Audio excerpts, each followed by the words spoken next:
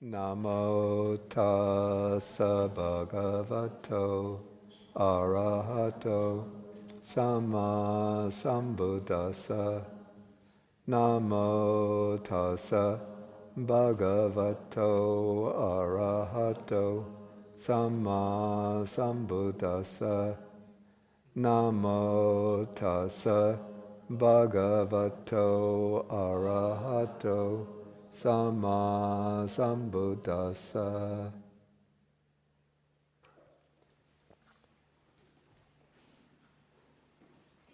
Okay, so now we continue, and just sort of to recapitulate, we've been going through the chaitasikas. These are the mental factors, the states that are associated with the citta, and we've been going through what are called the beautiful factors. There are 25 beautiful factors. And so in the last class, I went rather quickly, but it's necessary, through the 19, what are called the 19 universal beautiful factors.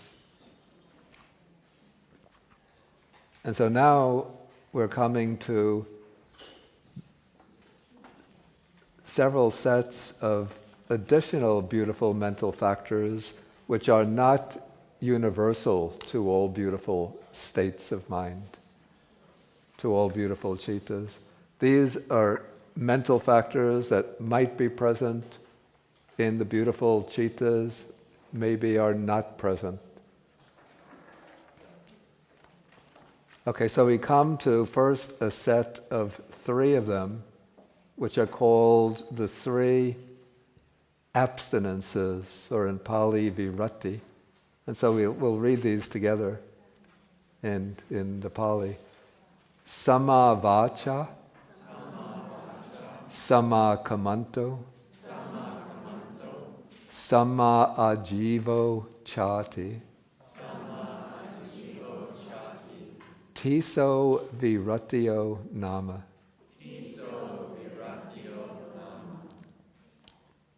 Okay, so the meanings of these are right speech, right action, right bodily action, and right livelihood. So these are termed the abstinences. And probably you'll be able to recognize that these three factors are also included in the Noble Eightfold Path, the middle factors in the Noble Eightfold Path.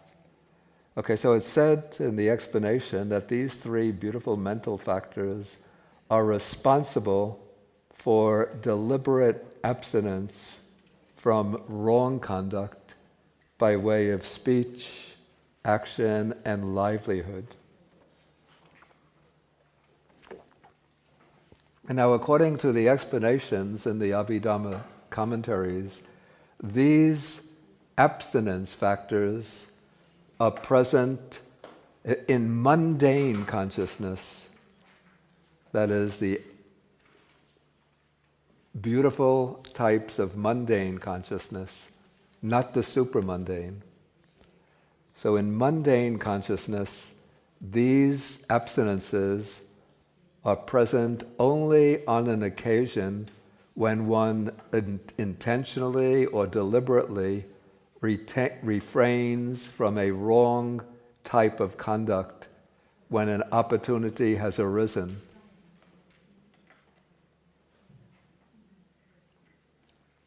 Okay, so maybe in my day-to-day life, say, I'm not facing any temptation to commit some wrong action, but I'm having beautiful cittas. Okay, like say I'm doing walking meditation or meditation on the breath. Okay, so on those occasions, except when I'm overcome by distracted thoughts, but if I'm well focused, then those are beautiful cittas are arising. But in those cittas, the abstinences are not present. This seems a little strange. So the abstinences will arise if I'm taking the precepts. Say, if I'm taking the 5 precepts, then I make, and not just reciting mechanically, but I'm doing with attention to what I'm reciting. Then when I say panati pata veramani sikapadang samadhiyami, I undertake the precept to abstain from destroying life, to abstain from stealing, to abstain from sexual misconduct, to abstain from false speech, to abstain from intoxicants. Okay, on those occasions, then the mental factor of abstinence is arising. And if I meet a situation where, say, I'm tempted to break one of the precepts, but then I draw back and I stop and restrain myself, then an abstinence has arisen. For example, some mosquitoes might be biting me, and then I'm tempted to kill. Then I remember that it's not right to kill living beings. So then there's abstinence has arisen. The abstinence, that would be samakamanto, right action. And then say if I'm in a situation where I can get my advantage by telling a little lie, and so I'm tempted to speak the lie, but then I restrain myself because of the precept, then the abstinence of right speech has arisen. Or if I get angry with somebody and I'm tempted to speak angrily and harshly and denounce that person, but then I restrain myself, again, right speech has arisen. And then if one faces the opportunity to earn one's living in a wrong way, even by cheating, by falsely, say, the salesman falsely misrepresenting the product, but then one restrains oneself, then right livelihood has arisen. Okay, so that is in the mundane citas. The abstinence arises only when one faces a situation where one might break the precept, or one might break one of these three types of conduct, good conduct, and then one restrains oneself because one has undertaken that abstinence.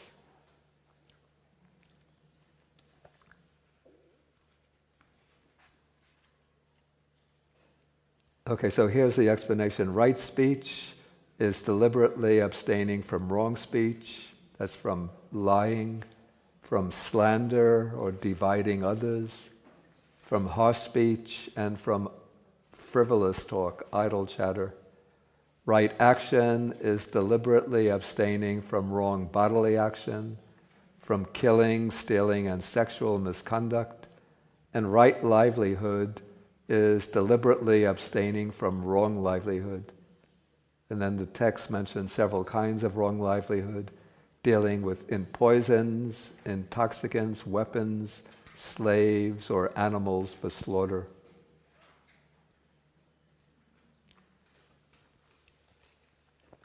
Okay, so as I said, in the mundane citas, the mundane beautiful citas, these abstinences are present only when one deliberately abstains from one of the wrong types of conduct. But as we'll see, in the supramundane, the world-transcending citas, that is, in the four kinds of paths and the four fruits, in those citas, the three abstinences are present and present simultaneously. All three of them arise. Because that is the arising of the 8 factors of the Noble Path. And so these 3 factors are present.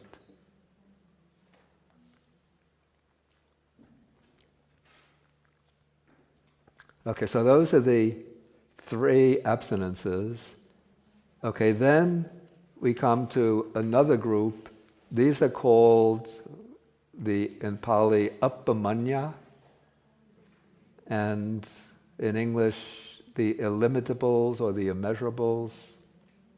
I know in Chinese it's the wuliang. the Se Wuyang. Okay, so we speak about 4 immeasurable qualities or states: loving kindness, compassion, appreciative joy or altruistic joy, and equanimity. And now if you look here, here we have the explanation.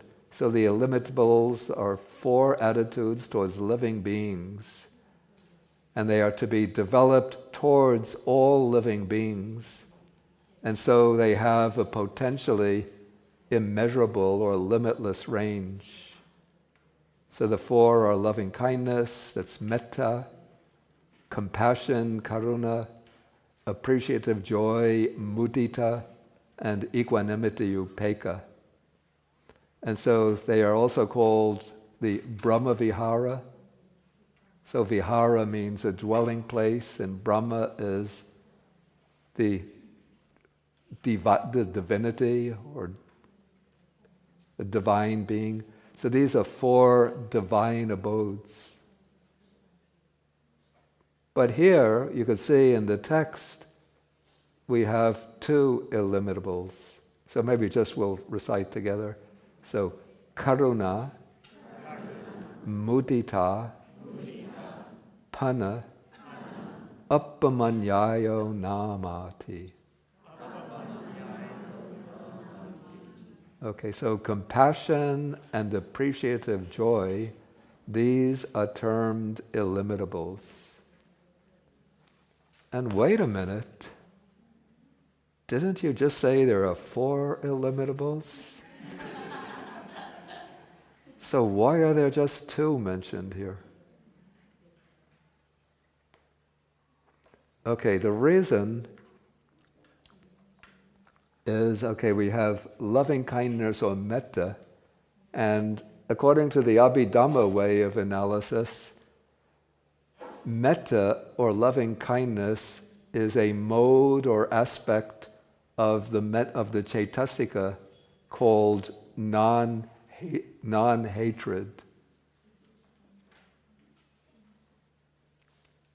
And equanimity or upekkha is a mode or aspect of that Chaitasika called, let's see how we...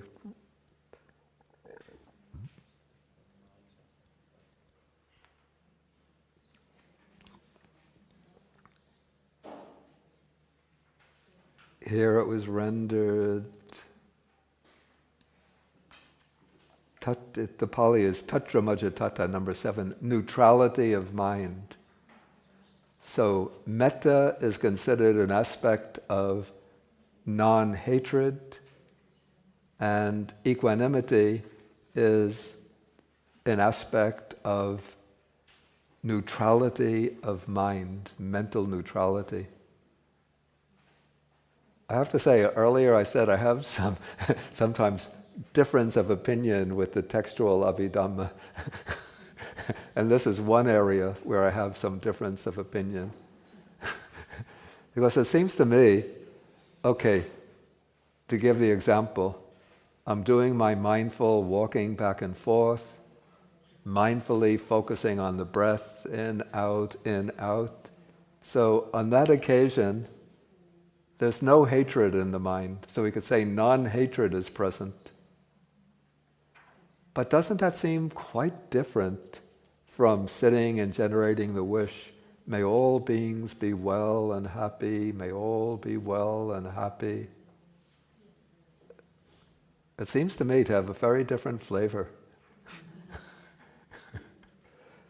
Okay, so that's my personal opinion, but I'm not here to promote my personal. Maybe I should write my own Abhidhamma.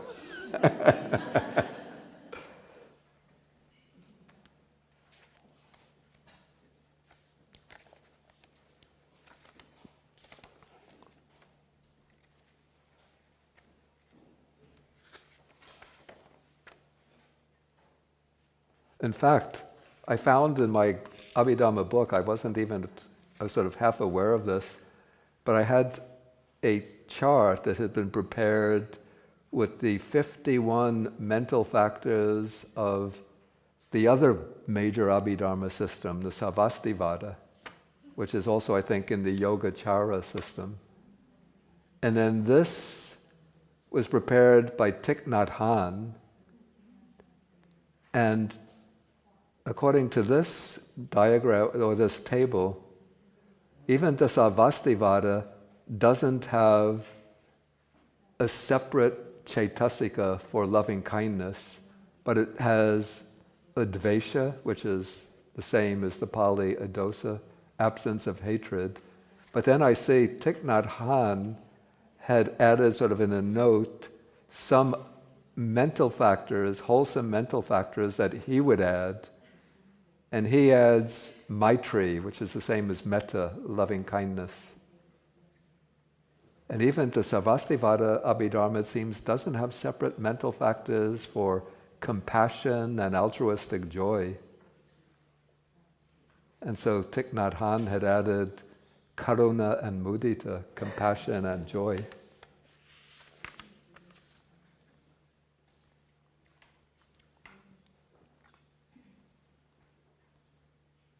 Okay, so anyway, according to the Theravada Abhidhamma system, loving kindness is represented by non-hatred, equanimity by mental neutrality, and we have two separate mental factors, compassion and appreciative joy.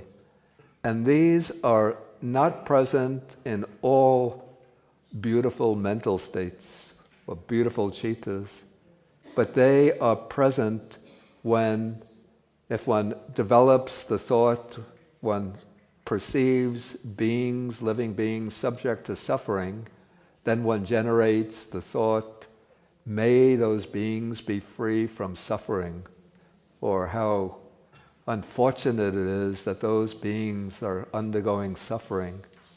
Then, on that occasion, compassion has arisen. And that compassion, it has the characteristic of promoting the removal of suffering in others, or its function is not being able to bear the suffering of others. And then on a different occasion, it won't happen at the same time as compassion, but if one sees other people meeting with some kind of success, or meeting with some kind of happiness, or you think of the good qualities of others, and then instead of being envious and competitive, one rejoices in their success, one rejoices in their happiness, then this quality of mudita, or appreciative joy, has arisen. And this has the characteristic of gladness or joy at the success of others, and it's opposed to envy at the success of others.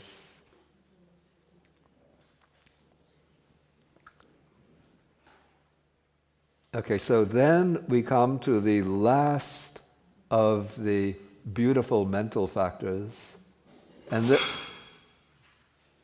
this is called in Pali amoha, which means non-delusion. But here, strangely, it's spoken of as panyindriya, the faculty of wisdom. Okay, so let's read this text. Sabbatapi panyindriyena sadding panchavisa time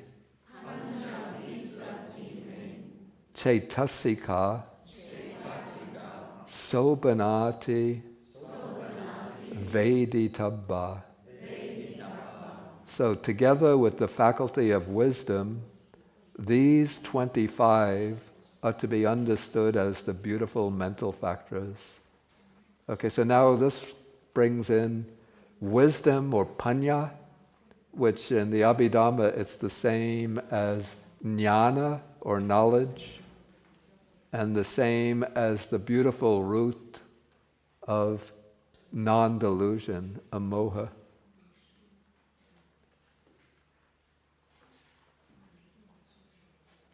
Okay, so wisdom is explained as knowing things as they really are. And then it's here called a faculty because it exercises dominance when understanding things as they really are. And it has the characteristic of penetrating or seeing things according to their real nature. And interesting, it says here, somebody asked the other day about wise attention. So it says the proximate cause of wisdom is wise attention, yoniso manasikara.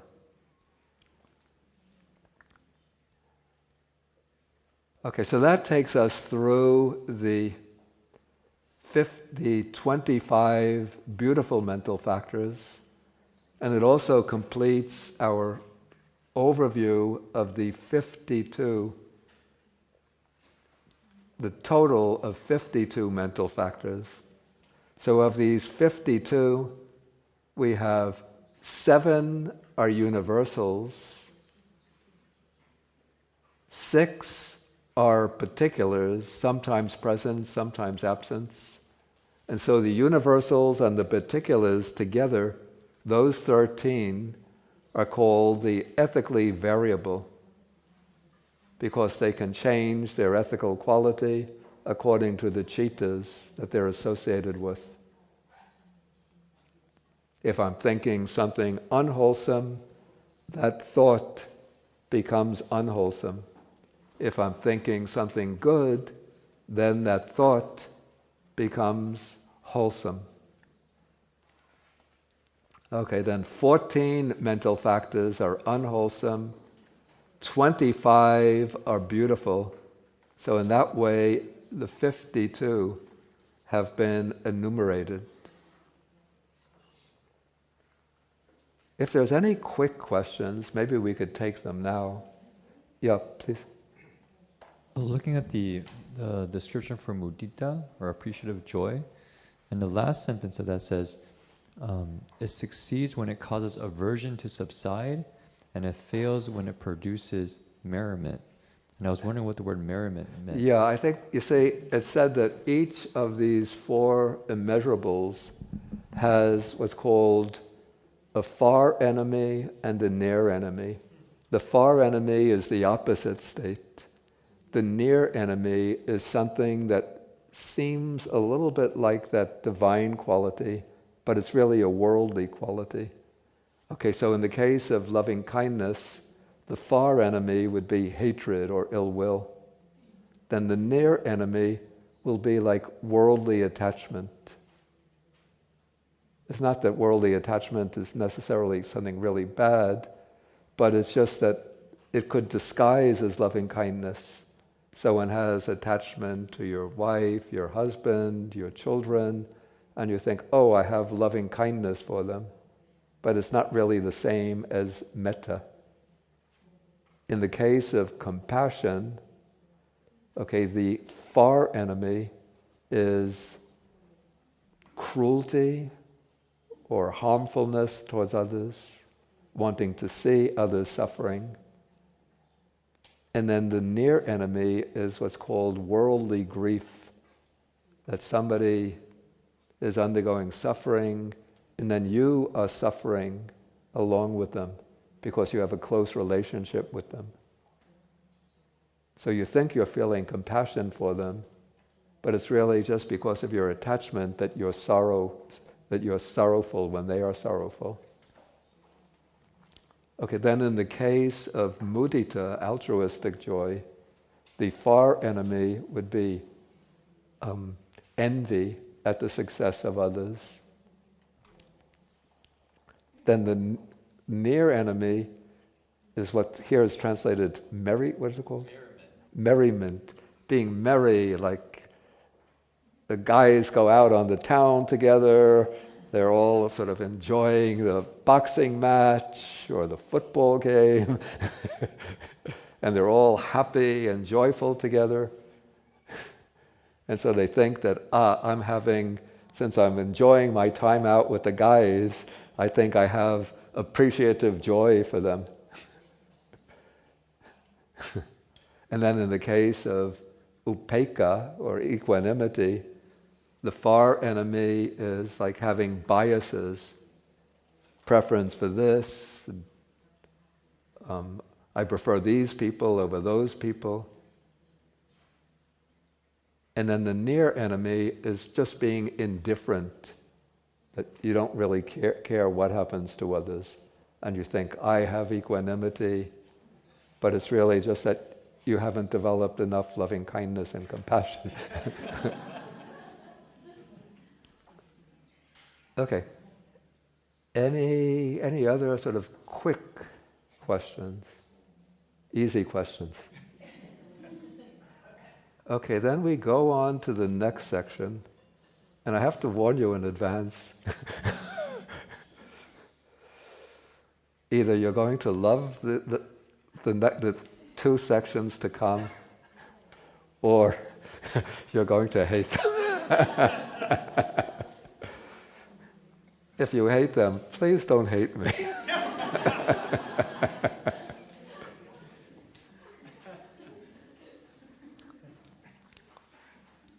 And to make this a little bit easy, I made a copy of the electronic version of the manual so I could switch back and forth.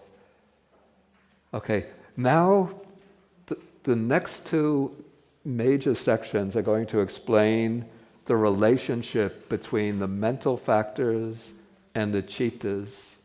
And it's going to do this from two angles. One angle takes the mental factors, the chaitasikas, and then it raises the question, in what chittas do those mental factors occur? So that is called, technically it's called Sampayoga Naya, Chaitasika Sampayoga Naya. The word Sampayoga means something like association or connection. So it's you take the mental factor and ask, what chittas is this mental factor connected with? Then the second major section takes the citta as the basis for investigation, and it raises the question, in this citta, what chaitasikas are present? What are the mental factors present in each of the chittas, the states of mind?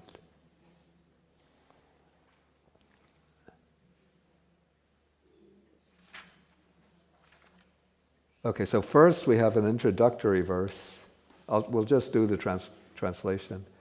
Okay, in the following, we will explain in the appropriate ways the association of each of these mental factors with the different, let's use the Pali word, with the different chittas. Okay, then we see that 7 are linked with every citta. Of course, the universals, the 7 universals, have to go with every citta.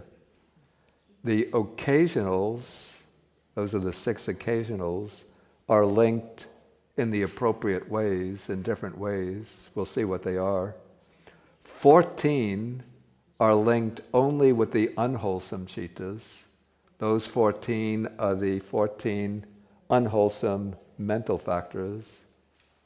And then the beautiful factors go only with the beautiful types, with the beautiful chittas. And that gets a bit complex, we'll see when we get to it. Okay, so we have the ethically variable factors. Actually, I see that there's a mistake here. It says 7, it should be 13. Wow.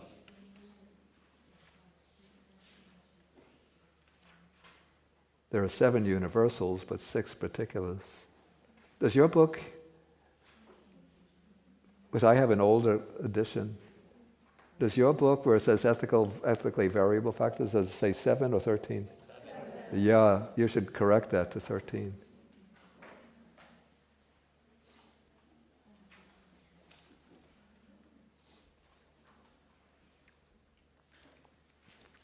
And then there are tables which illustrate this, which are very helpful. So in your leisure, you could look through the tables. Okay, so in what way, so how are these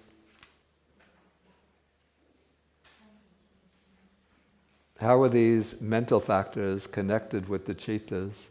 Okay, in the first place, the 7 universal mental factors are found in all the 89 chittas. Okay, then we come to the 6 particular mental factors. They're called particular because they're not necessarily present. Okay, initial application, this is vitakka, sometimes also translated initial thought or applied thought, arises in 55 types, in 55 chittas. So it arises in all the types of sense sphere chittas, except the 2 sets of 5-fold sense consciousness. And also it does not arise, and also it arises in the 11 types of first jhana consciousness. Okay, let us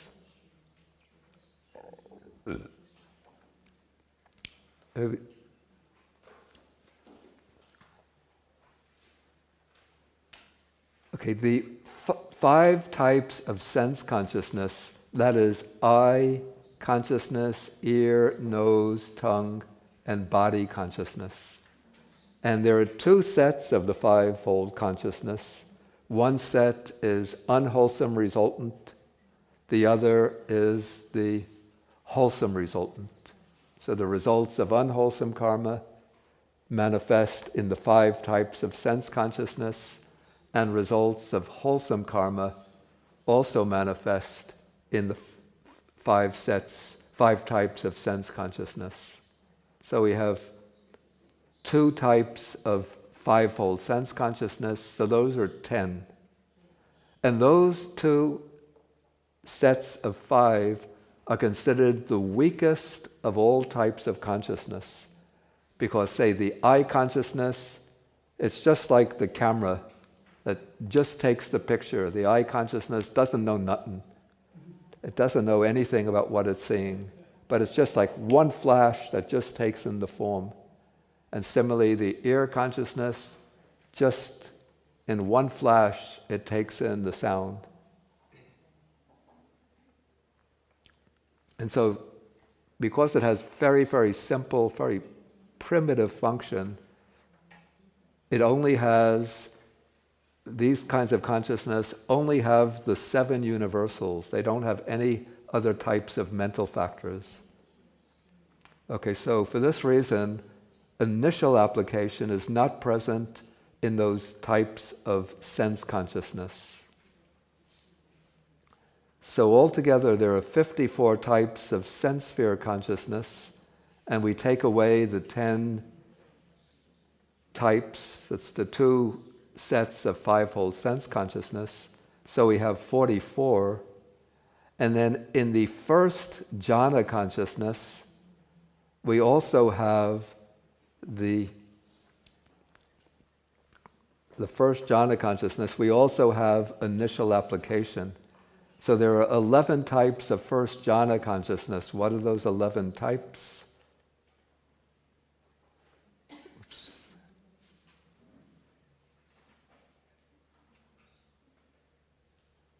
Okay, one is the first jhana of the fine material sphere, or the form sphere.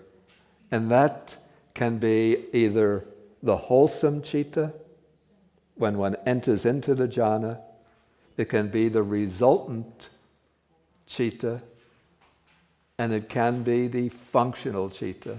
The functional is when an arahat enters into the first jhana. So in the first jhana, we have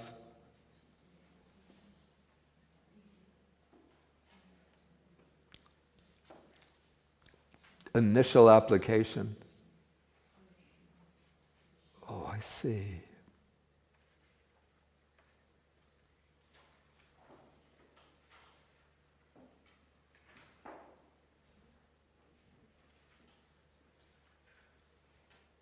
Maybe it's easier if you look in the book. Because then you can turn it in the right way. Okay, so we have, if you take the book, I have it on page 113. You see where the universals are. We have the 7 universals, then below the universals, initial application. Then you could follow down till you get fine material sphere, FMS. Then we have 3. Those 3, the wholesome, the resultant, the functional. But then we have remember the 4 paths and the 4 fruits can occur at the level of each of the 5 jhanas. And so the 4 paths and 4 fruits can occur at the level of the first jhana. For those who attain the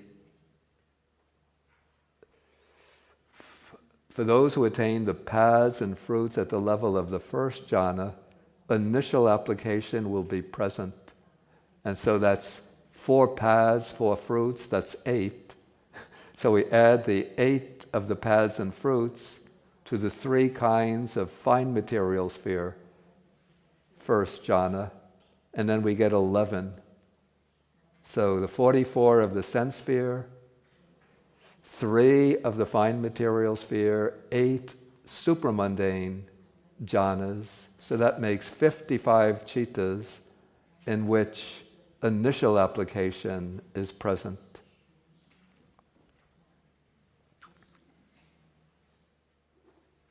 Okay, then when one passes from the first jhana to the second jhana, sustained initial application drops away. Right, if you remember? So the second jhana will not have initial application. So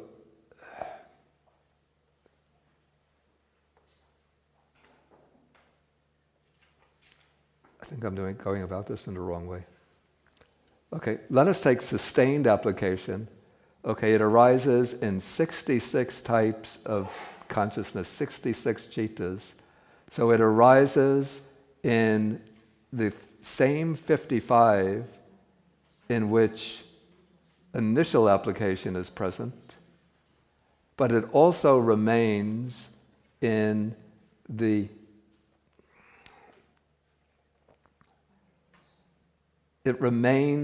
second jhana chittas, 11 types of second jhana chittas, that is fine material sphere, resultant, functional chittas, as well as in the 8 supramundane chittas, 4 of the path, 4 of the fruit. And so we have 55 of the sense sphere, and then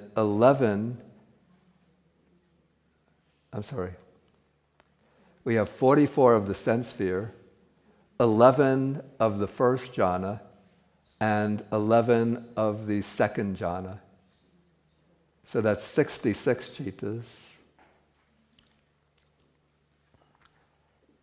Okay, then decision arises in all types of consciousness except for the 2 sets of fivefold sense consciousness and the consciousness accompanied by doubt. Are you following this, or is it getting too complicated? No, I'm seriously asking the question.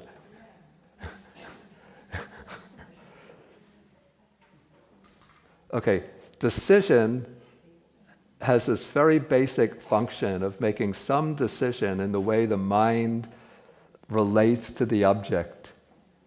And so that will be present in all types of consciousness except the 2 types of fivefold sense consciousness, which just have that very basic function of taking up the form of the object.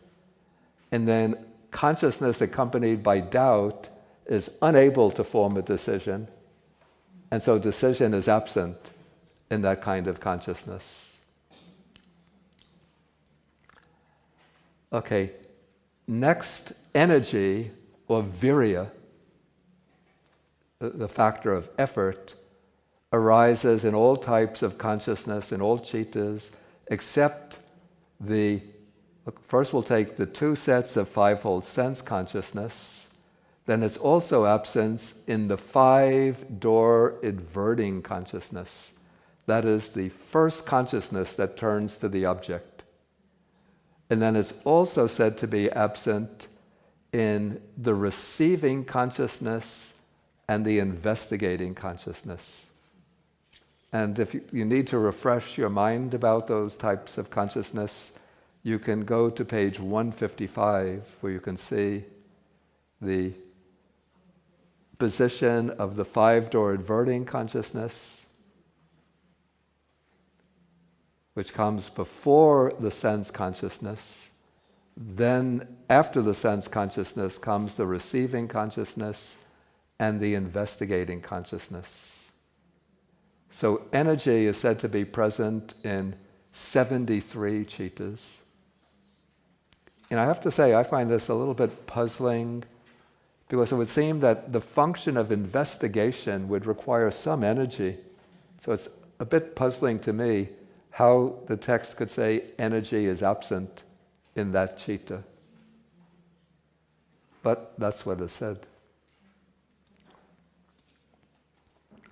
Okay, the next factor, mental factor, is zest, or a better rendering would be delight, or mental elation, even joy. So this arises in all cittas except for those accompanied by displeasure. The cittas accompanied by displeasure, those are the two types of cittas rooted in aversion or hatred. And then there are many cittas which are accompanied by equanimity, and equanimity here means neutral feeling. And when there's neutral feeling, then there won't be zest or delight. Delight will arise only in the cittas that are accompanied by a joyful feeling.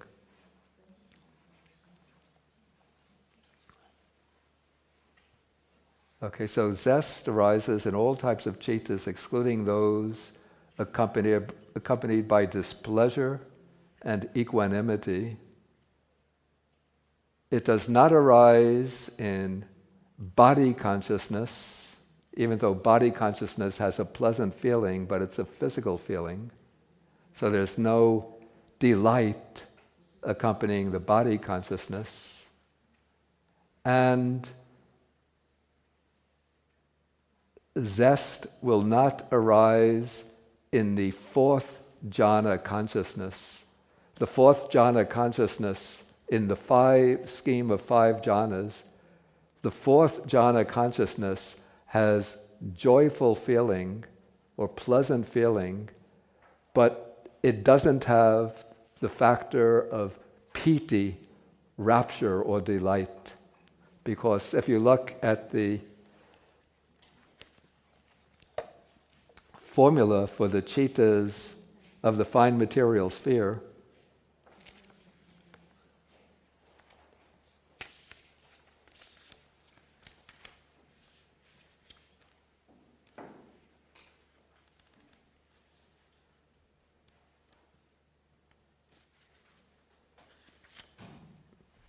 this is on page 54. You see that the the wholesome cittas will be on page 53. You'll see that the first jhana, second jhana, and third jhana are accompanied by zest. But then when one makes the transition to the fourth jhana arises together with happiness or pleasant mental feeling and one-pointedness of mind, but zest has fallen away in making that transition from the third jhana to the fourth jhana.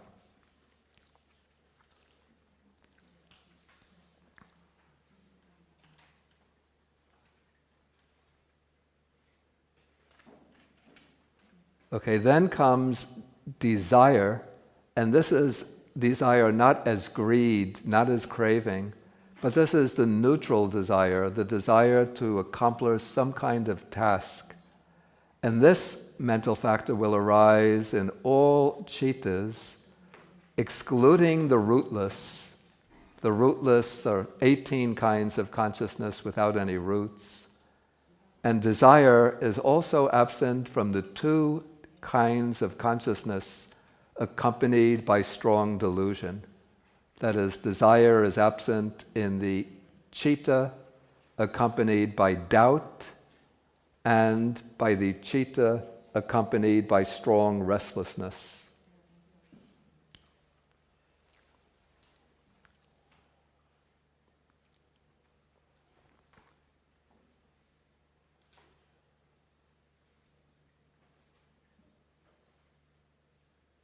Okay, we don't have to be too concerned with the numbers, but just trying to understand the reasons why certain mental factors are present in certain chittas and not included in other chittas.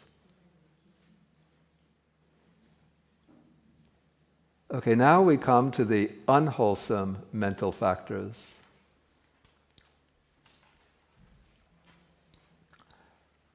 Okay, remember there are 14 unwholesome mental factors. So of these unwholesome mental factors, 4 of them are called the universal unwholesome factors because they're present in all 12 unwholesome chittas. So these 4 universal unwholesome factors are delusion. So delusion is the most basic root that underlies all unwholesome chittas. So it's present in every unwholesome chitta. Then there's lack of shame, lack of this fearlessness, or there's this fearlessness of wrongdoing, lack of moral dread. And then there's restlessness. So those 4 are present in all of the 12 unwholesome chittas. Then greed is present only in the 8 types of consciousness, 8 chittas accompanied by greed. So if you go back and you look at the 12 types of unwholesome consciousness, there are 8 kinds accompanied by greed, and of course greed is present in all of them. And then if you remember, of those 8 types of consciousness rooted in greed, 4 of them are accompanied by wrong view. Okay, so wrong view will arise in those 4 chittas. Then conceit will be found in the 4 types in the 4 chittas rooted in greed, but dissociated from wrong view.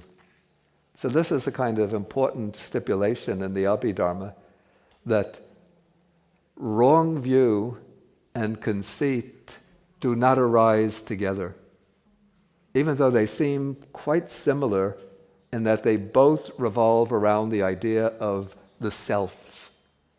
But wrong view is a kind of, I would call it like a conceptual formulation of an idea about the self.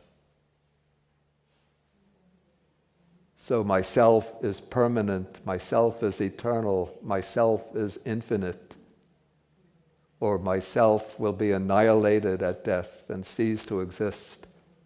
So those are conceptual formulations, whereas conceit doesn't take that conceptual form, that sort of theoretical form, but it's more just a sense of self-importance,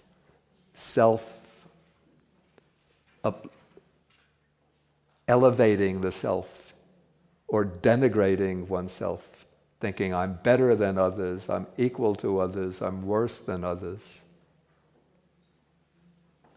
Okay, so conceit, when it arises, will arise in the 4, and conceit is said to be rooted in greed. sort of like greed or attachment to oneself is the underlying root of conceit. And so therefore conceit will arise only in the cittas accompanied by greed, but dissociated from wrong view. Okay.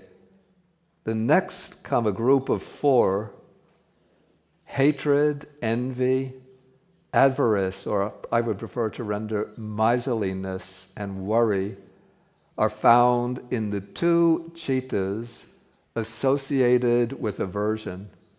Or we could also say the 2 cittas rooted in hatred. So it's obvious that hatred is associated with the 2 kinds of cittas rooted in hatred. But envy takes the form of dislike, that you hate it when somebody else succeeds and you don't succeed. Well, you hate it when somebody is praised by others and you're not praised. And so what lies behind envy is some kind of hatred. And then avarice is miserliness. And that means you don't want to give your belongings to others. You don't want to share your wealth or good fortune with others. And so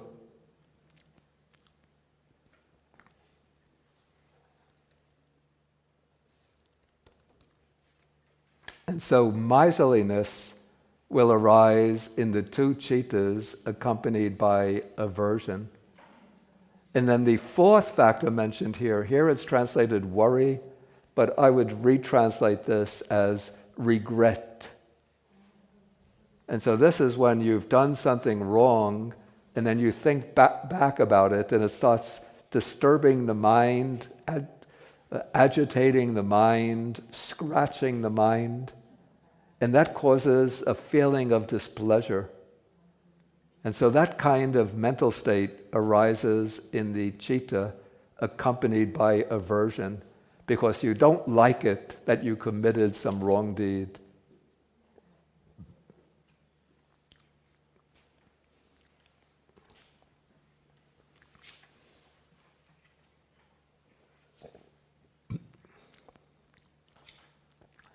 Okay, it's said that sloth and torpor are found in the 5 types of prompted consciousness.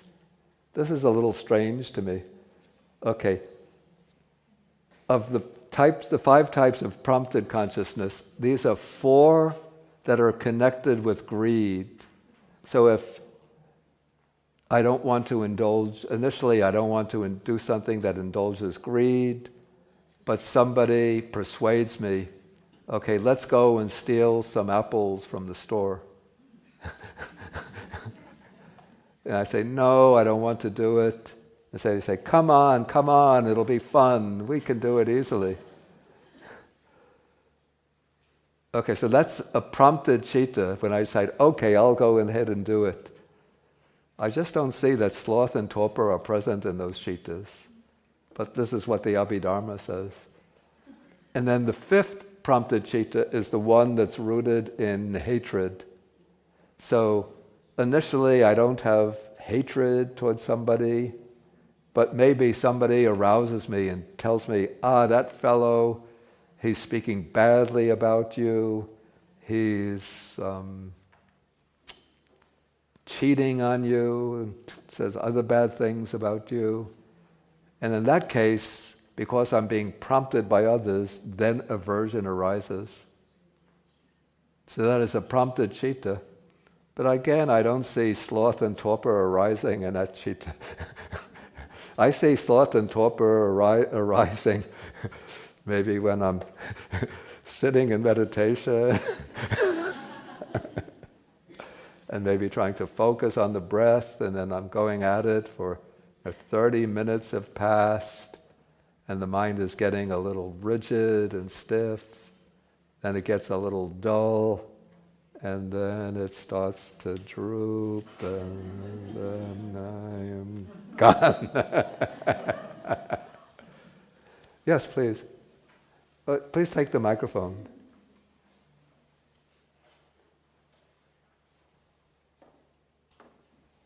Could they be present in those consciousnesses because the person has kind of given over their responsibility, or kind of abdicated their zest or engagement with resistance to the consciousness? Maybe that's the underlying idea behind it. That you're not sort of spontaneously, they're contrasted with spontaneous cittas. So you're not spontaneously driven towards states of greed or states of hatred. But either somebody has to persuade you to develop those kinds of states of mind, or you have to persuade yourself to develop them. So there's some kind of resistance to them in the citta, and then one has to struggle to overcome them. But in my way of thinking, that doesn't really correspond very well to sloth and torpor. But anyway, so this is but I'm just here to explain what the text says. Okay, and then doubt is found only in that one kind of citta, which is accompanied by doubt. So that is the citta without greed, without hatred, but with strong delusion.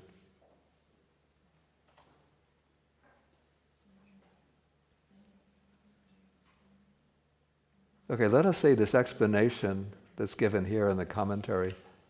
First, about the mutual opposition or exclusion of wrong view and conceit.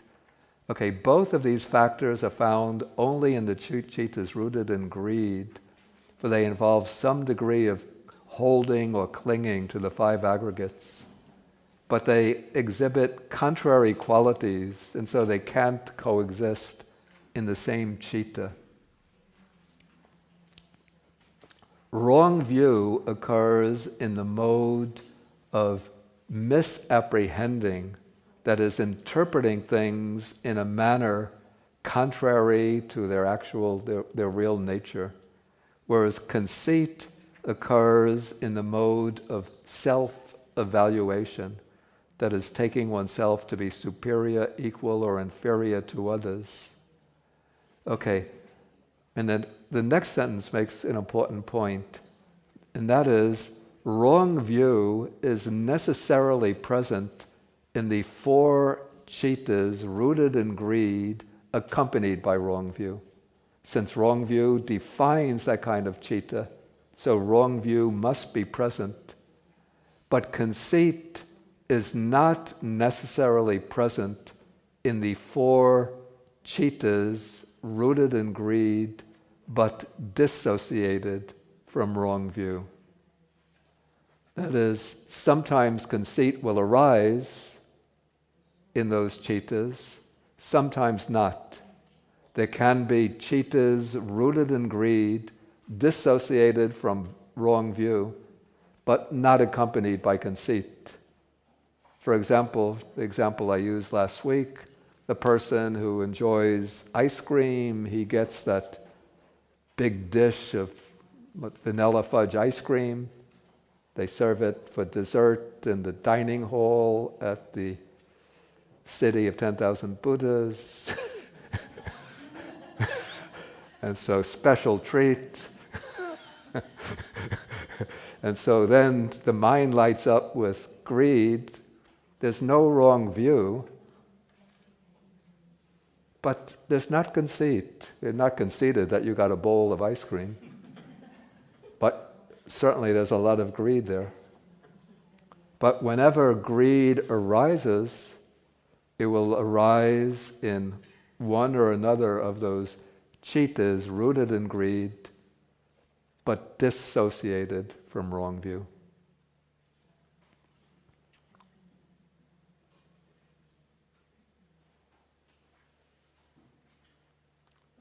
Okay, then we come to these four make up, we call this the aversion group, because they occur only in the chittas associated with aversion. So hatred is a synonym for aversion, so it's necessarily found in those two chittas. And then the other three factors, these occur variably, depending on conditions. They don't occur every time a hatred-rooted citta arises. But whenever they arise, they'll arise in a citta rooted in hatred. For example, if somebody says something nasty to me, like if I'm walking down the street in the busy city and somebody says, "Look at that strange fellow, he should go back to Asia, he doesn't belong here," then maybe I get angry. When I get angry, there's no envy. I'm not envying anybody. I'm not being miserly, and I'm not regretting anything that I did. But because I get angry, you could say there's hatred in that citta. Okay, but somebody praises some other monk, we're sitting in the same room, and they say, "Venerable so-and-so is just so wise and so eloquent and such a virtuous monk," and then I'm waiting and waiting, what's he going to say? And then they stop speaking.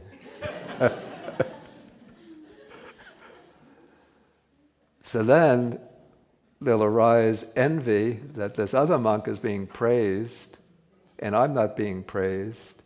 And so there'll be some kind of hatred is arising, either towards the monk who's praised or towards the speaker. And then there'll be envy towards the monk who's praised. And there'll be some kind of hatred because I was not praised and he was praised. So that is the way hatred underlies envy. Or in the world,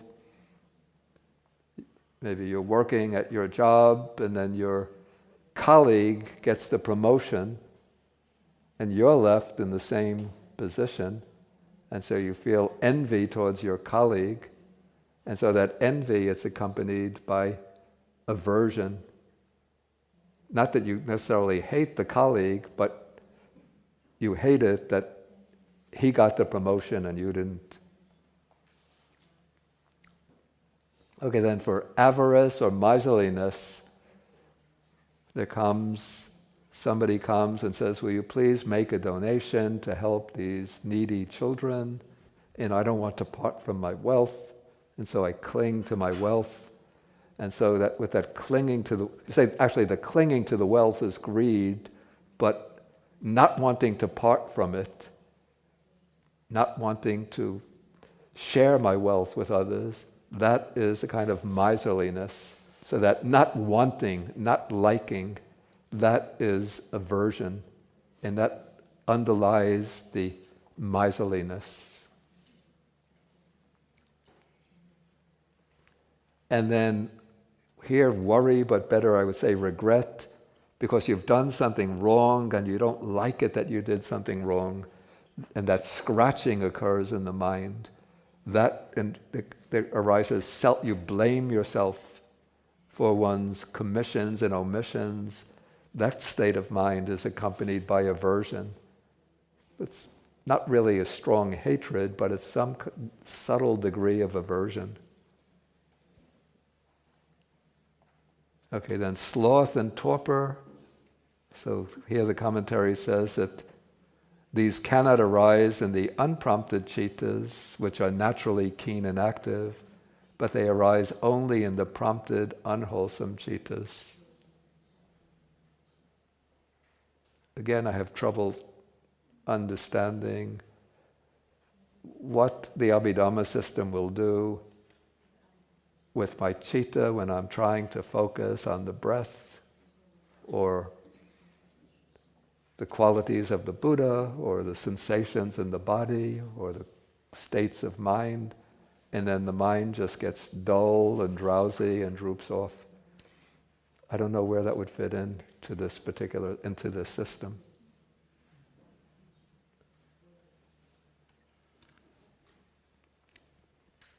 Okay, so these are the unwholesome factors.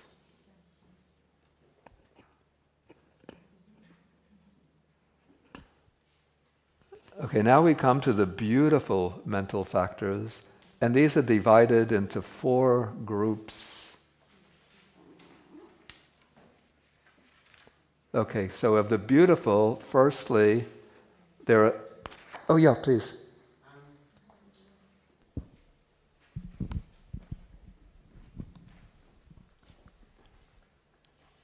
I'm sitting here because I'm having too many thoughts, actually, but I realize I've always associated aversion and avoidance, but it's not really the same in the Abhidhamma.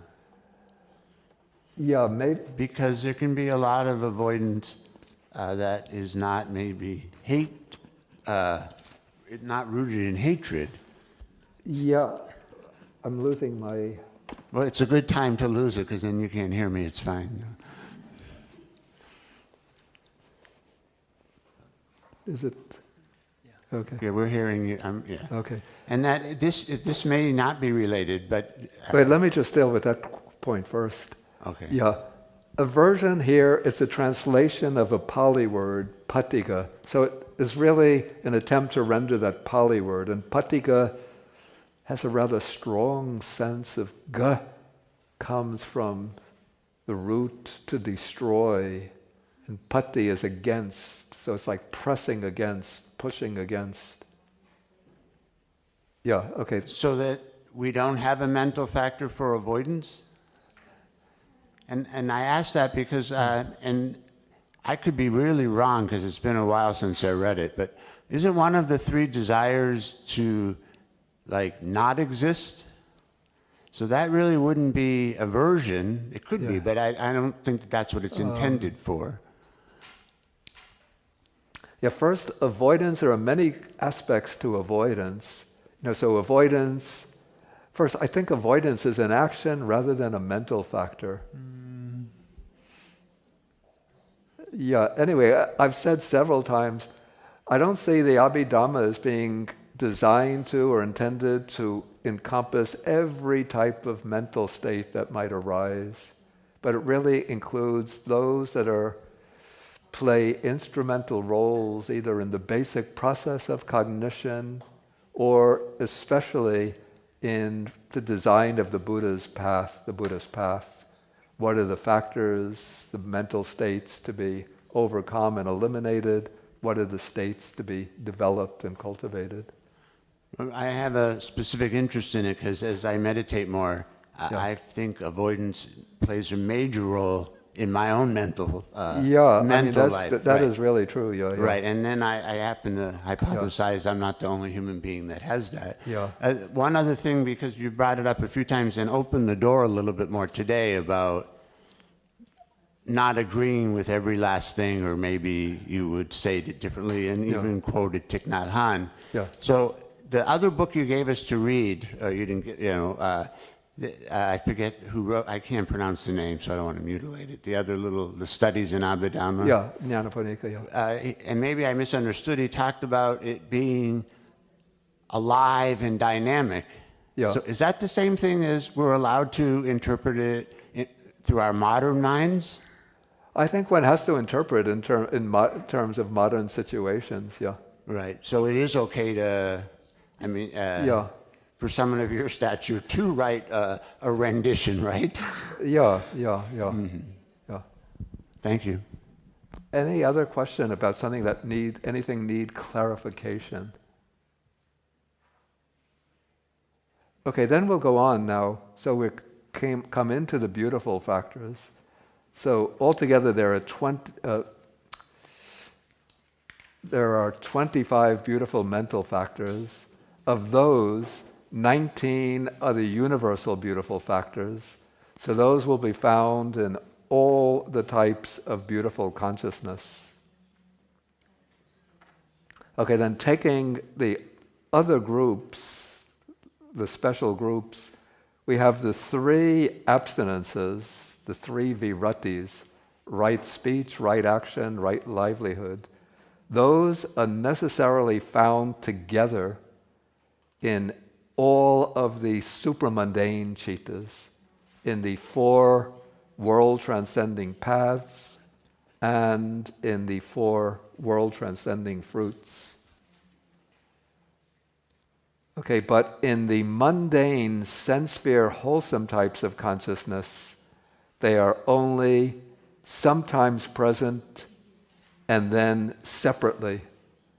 That is, they'll arise, as I explained earlier, only on an occasion when you're actually taking the precepts, or on an occasion when one meets a situation where you might commit wrong speech, wrong action, wrong livelihood, but then you deliberately and intentionally refrain or abstain from those kinds of misconduct. Then it's the abstinence taken as a mental factor that has arisen and restrained one from transgression.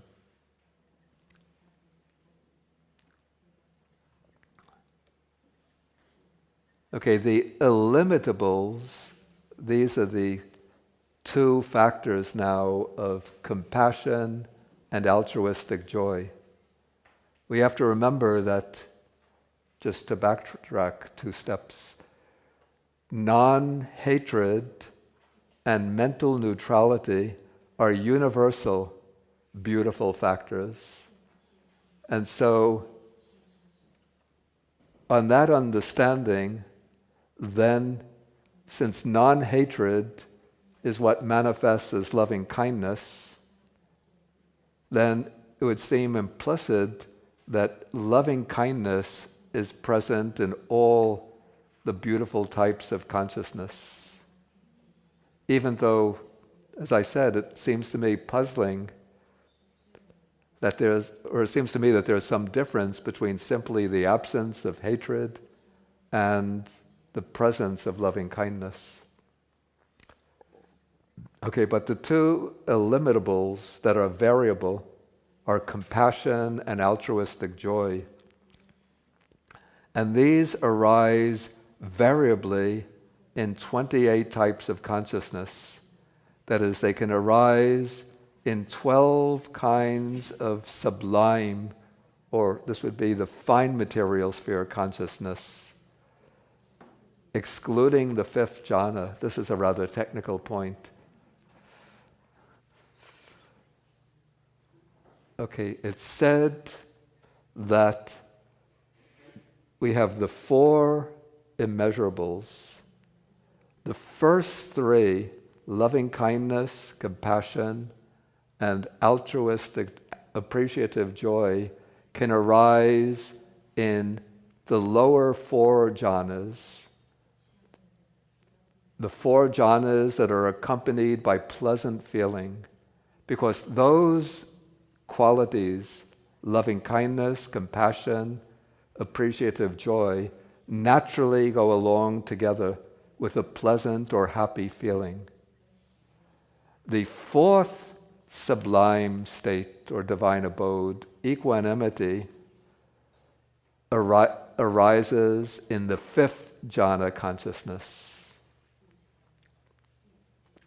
But in the 5th jhana consciousness, loving kindness, compassion, altruistic joy will not be present, because those states require a pleasant mental feeling.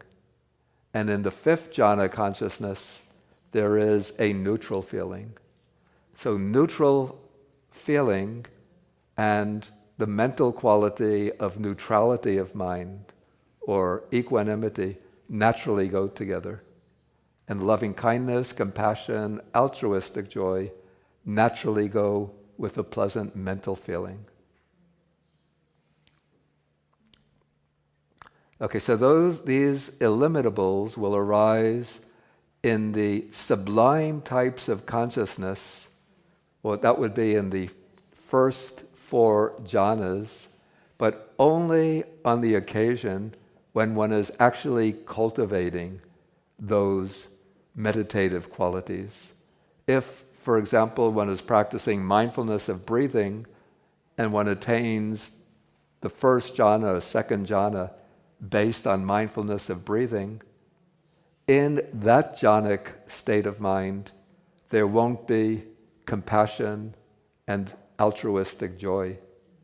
But if one is taking compassion as one's meditative subject and deliberately cultivating the mind, may all those who are suffering be free from suffering, may they all be free from suffering, and one goes on cultivating that state of mind, then as the concentration becomes stronger, one could enter into the jhana, the meditative absorption, with that quality of compassion as the object of meditation, or rather as the mood or attitude of that meditative absorption.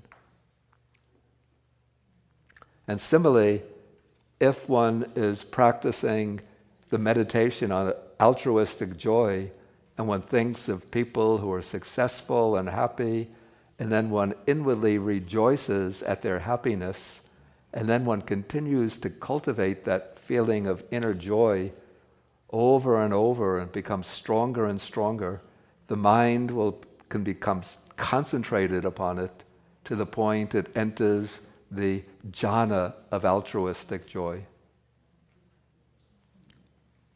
So then one has the jhanic consciousness, which is accompanied by altruistic joy.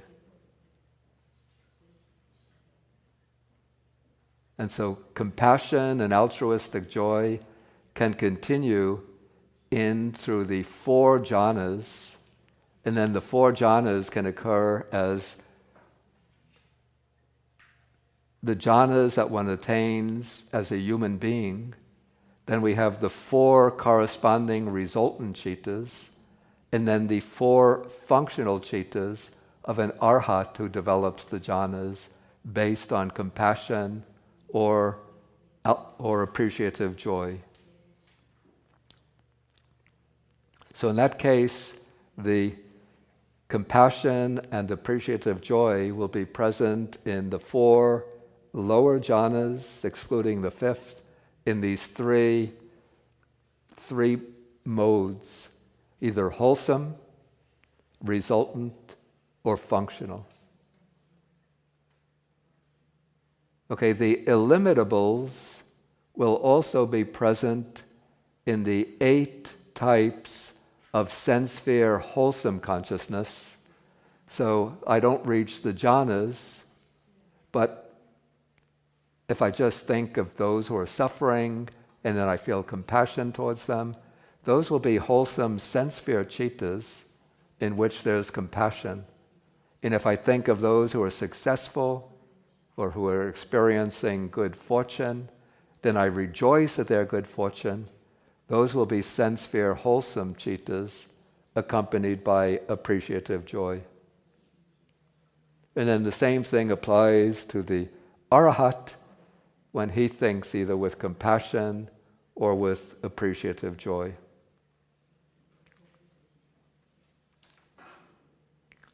Okay, then wisdom goes into combination with 47 types of consciousness. There will be the 12 types of sense sphere consciousness associated with knowledge. So what are these 12 types of sense sphere consciousness associated with knowledge? 4 are the wholesome. You have to go back to the earlier chapter. 4 are wholesome. Those would be the 4 types of wholesome consciousness, jnana sampayutta, associated with knowledge. The 4 kinds of resultant, accompanied by knowledge, and the 4 kinds of functional, accompanied by knowledge. So those are 12 types of sense sphere consciousness.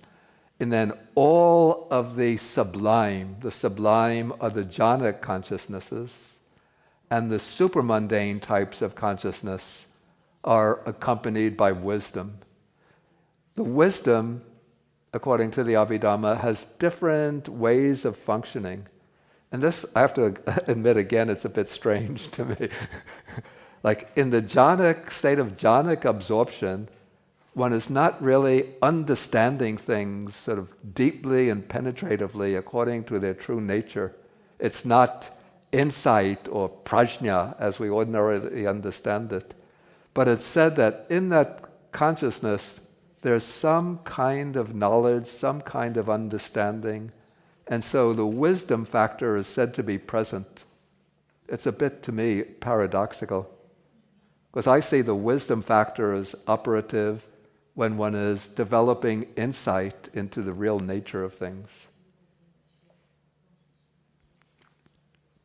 But this is the way it's explained in the Abhidhamma system.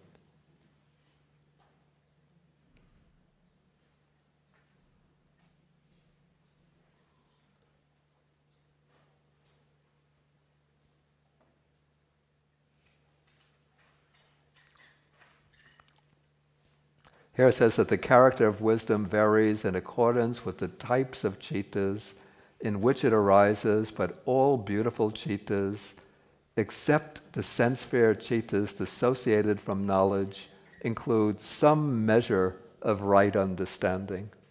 So maybe you could say that to attain the jhanas, you need some understanding of the benefits of the jhanas.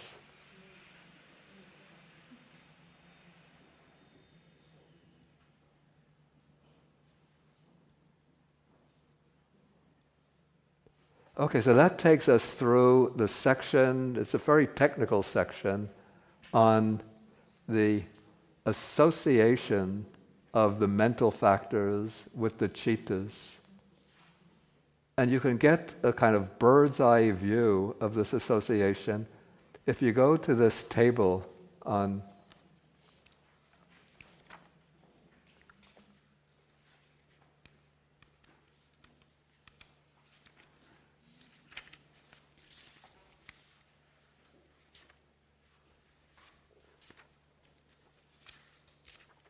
the table on page 112, 113. On page 113, you see a list of the Chaitasikas, and then going across both pages, there's a list of the cittas, and so you could take any Chaitasika and then follow it down across the page, across the pages, and the dark boxes, the filled-in boxes, will show you which cittas they occur in.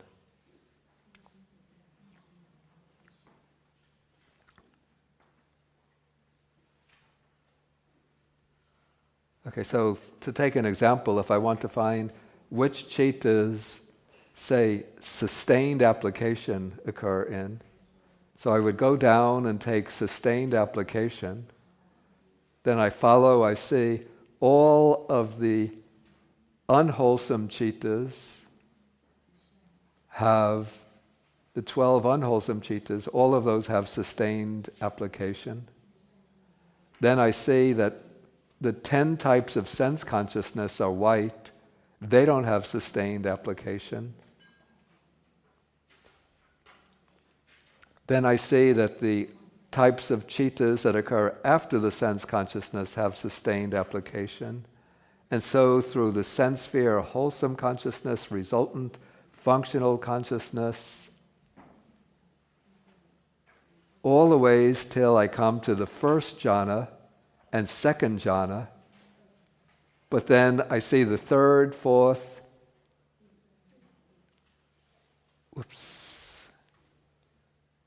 third, fourth, and fifth jhanas don't have sustained application. The immaterial sphere jhanas don't have sustained application. And then the path consciousness, third, fourth, and fifth jhana path consciousness doesn't have sustained application. And third, fourth, and fifth jhana fruit consciousness doesn't have sustained application.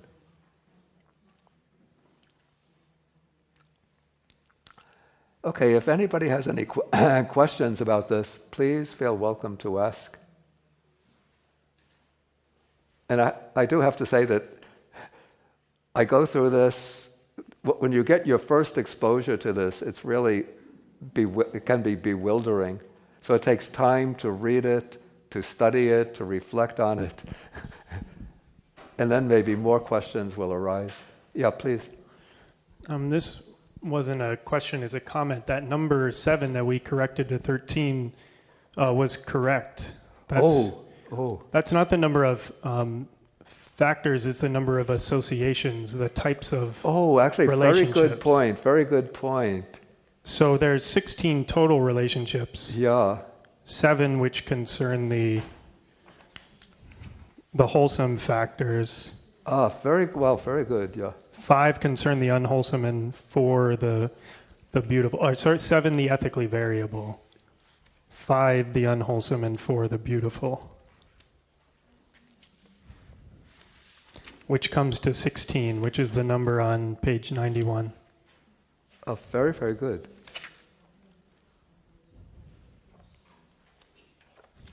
What page is that?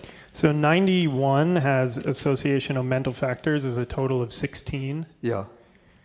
So the ethically variable factors have 7 different kinds of relationships to the chittas. I see. That's right. Now I see. Yeah, it's numbered on page 9 in my 93, according to the different ways in which the association takes place. Right. Okay. That's all. So if you had if you had changed your 7 to 13, please, I'm sorry, I have to apologize. Where's the eraser?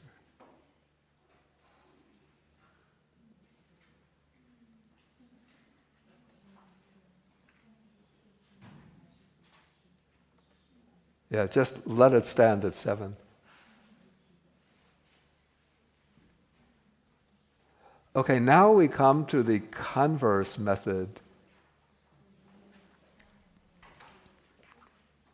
of dealing with the relationship between chaitasikas and chittas.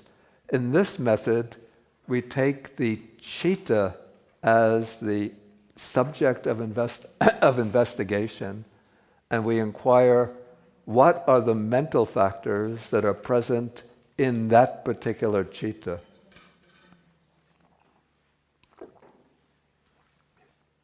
So here I'm on page 100. So these are combinations of mental factors, and apparently there's 33 combinations, so that's a lot. Okay, first we have an introductory verse which says that 36 factors arise in the supramundane consciousness, 35 in the sublime, 38 in the sense sphere beautiful. Then there's 27 in the unwholesome, 12 in the rootless, and so according to the way they arise, their combination is fivefold. Okay, now we come to supramundane consciousness. These are the chittas of the paths and the fruits. Okay, so in the 8 types of supramundane first jhana consciousness, now remember, the 4 paths and the 4 fruits can occur at a level of concentration that corresponds to the 5 jhanas. So that is why we have 40 types of supramundane chittas. The 4 paths, 4 fruits, each become 20-fold when you take each path in association with the 5 jhanas, each fruit in association with the 5 jhanas. Okay, so in the 8 types of supramundane first jhana consciousness, 36 factors enter into combination. So there are the 13 ethically variable factors, the 7 universals and the 6 particulars, they're all present.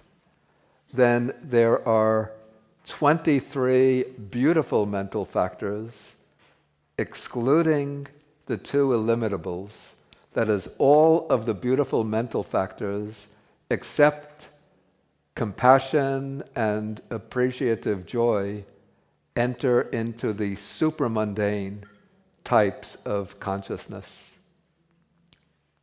Because the supramundane types of consciousness take as the nibbana as their object, the unconditioned state, whereas compassion and altruistic joy take sentient beings as their object. Okay, in the supramundane second jhana consciousness, all of the above are included except initial application, because initial application drops out in moving to the second jhana. In the third jhana types of supramundane consciousness, all of those are present except for initial application and sustained application. In the fourth jhanic supramundane consciousness, all those excluding initial application, sustained application, and zest.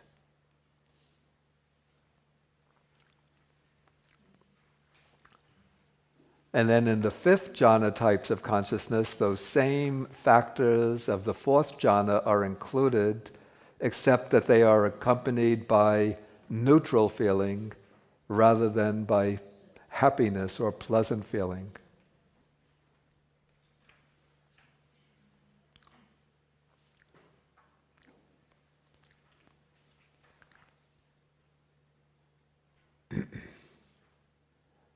Okay, now, maybe, are there any questions about this? Okay, now we come to the sublime consciousness. The sublime consciousness. Oh, somebody had a question.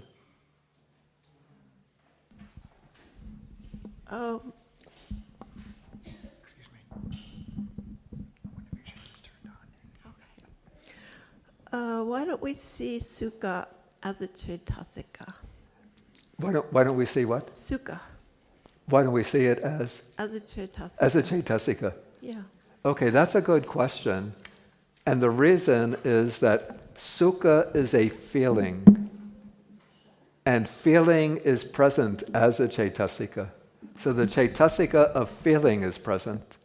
It's just that in the lower four jhanas, the feeling is sukha. And then when we come to the fifth jhana, the feeling changes from sukha to upekkha, or the feeling that's neither pleasant nor painful, neutral feeling. Yeah, please, again, take the microphone. Thank you, Venerable. Yeah. Could you clarify for me a little bit the difference between the functional state of mind that arahants and Buddhas possess and the supramundane, which seem to be separate? Okay. Yeah, that's a good question. Now, the functional chittas, these are the functional, say, we'll take the sense sphere chittas. So, arhats and Buddhas are not spending all of their time absorbed in the fruition consciousness. So the fruition is a supramundane consciousness, which takes nibbana as its object. But the Buddha or the arhats, they will come, they go about their ordinary day-to-day activities. They'll get up in the morning, wash their face, maybe brush their teeth. They'll go on alms round. They'll eat their meal.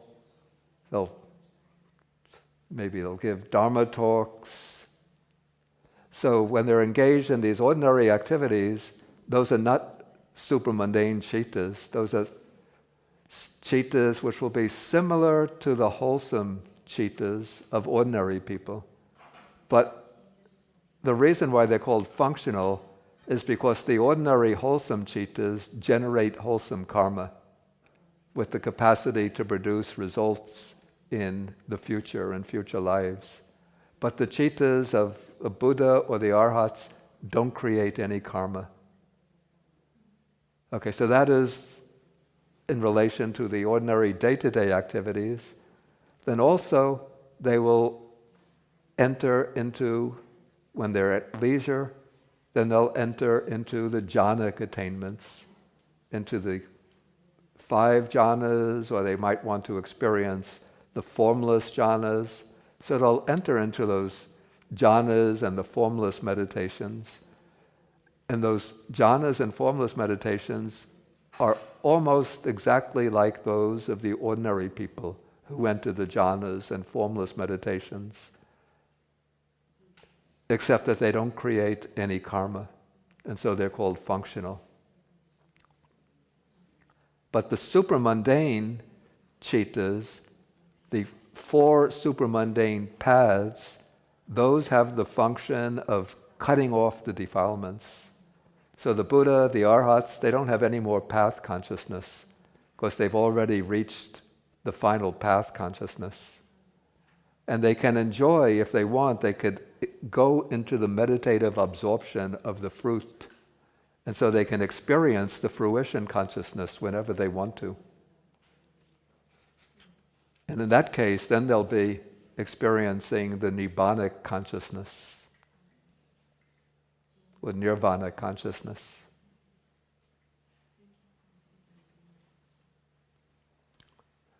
Yeah, please.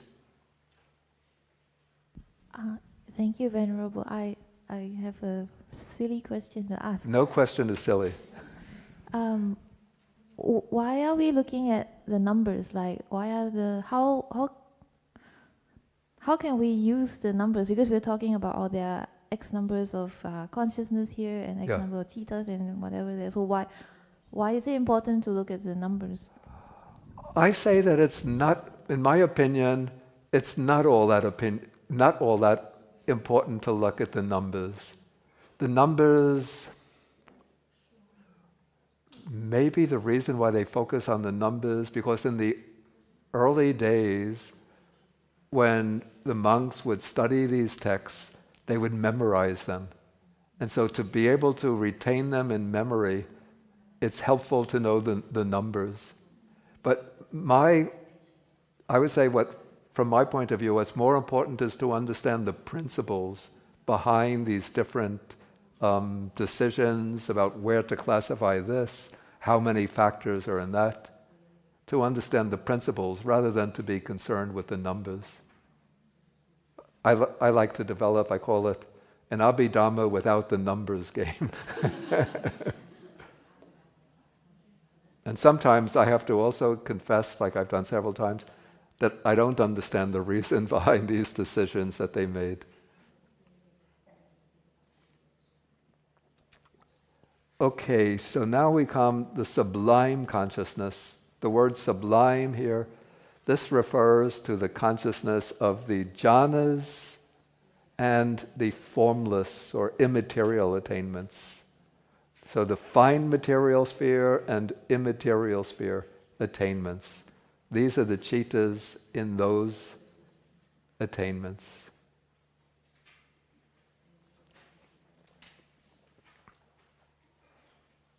Okay, so in the sublime types of consciousness, first in the 3 types of first jhana consciousness. So the 3 types of first jhana are the wholesome, resultant, and functional. So 35 chaitasikas enter into combination. So there are the 13 ethically variable mental factors, then 22 beautiful mental factors, excluding the 3 abstinences. Okay, so let's continue, then we'll come to the explanation. But here, compassion and appreciative joy should be combined separately. Okay, then we have some explanation here. Why are the 3 abstinences excluded? So they are excluded because one who is absorbed in the jhana at that time is not deliberately refraining from some type of wrongdoing. If I'm absorbed in the jhana, I'm not deliberately abstaining from wrong speech, from wrong action, wrong livelihood.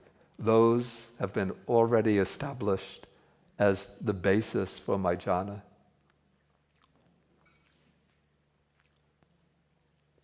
And then compassion and altruistic joy have to occur separately because they occur in different modes or different aspects.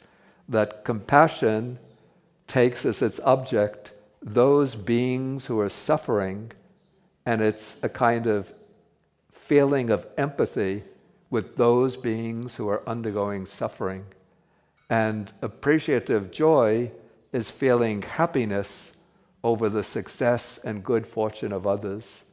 So they occur, they take different types of beings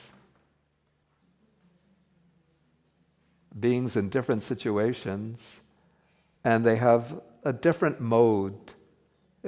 Compassion, commiseration, that's feeling the suffering of others. Appreciative joy, rejoicing in the good fortune of others.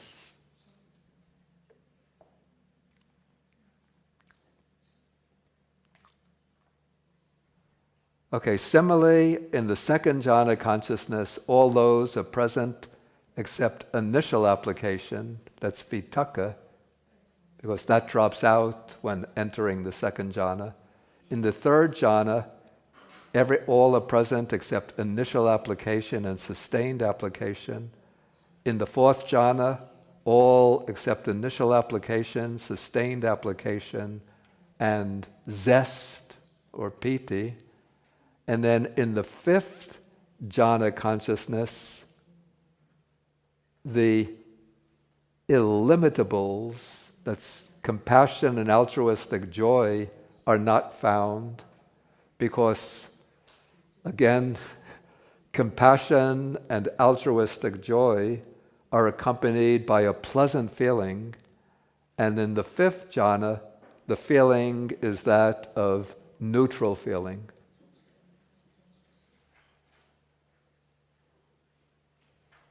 So altogether, for the 27 types of sublime consciousness, the combination is fivefold by way of the 5 kinds of jhana, so the 5 levels of jhana.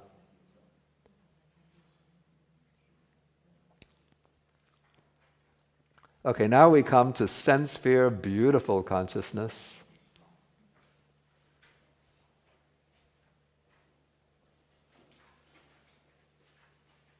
Okay, we take first the wholesome types of consciousness, and then we have the first couplet. I think it's useful to go back and to look at these. Whoops.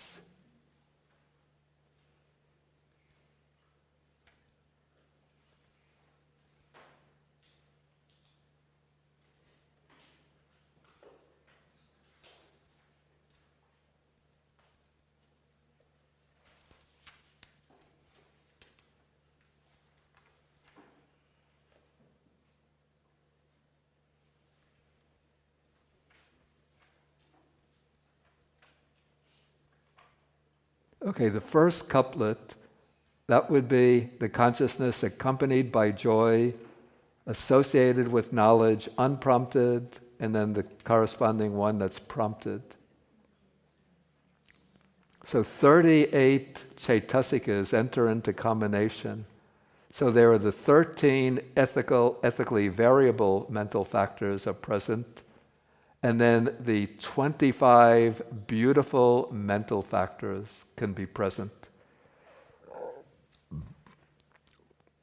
So all of the beautiful mental factors and the 13 ethically variable factors, except sort of qualification that has to be added, is that the 2 illimitables, that is compassion and altruistic joy, would enter separately, not together, and it might be that neither is present, because one can't have a wholesome consciousness without either compassion or altruistic joy. Again, I'm doing the walking meditation or mindfulness of breathing. So I'm not thinking of other people or other living beings. So it's a wholesome consciousness, but it doesn't have compassion, doesn't have altruistic joy. And then the three abstinences may occur or may not occur. And if one of them occurs, the others don't occur. That is, when I'm abstaining, deliberately abstaining from wrong speech, I'm not at the same time deliberately abstaining from wrong action and wrong livelihood. And analogously, if I'm abstaining from wrong livelihood, I'm not simultaneously abstaining from wrong speech and wrong action. And it might be that none of the abstinences are present in the citta. So we could actually say that the sense sphere, that this first couplet of sense sphere beautiful citta can have a maximum of 38 mental factors, but it might also have a minimum of 33 if we remove the two illimitables and the three abstinences.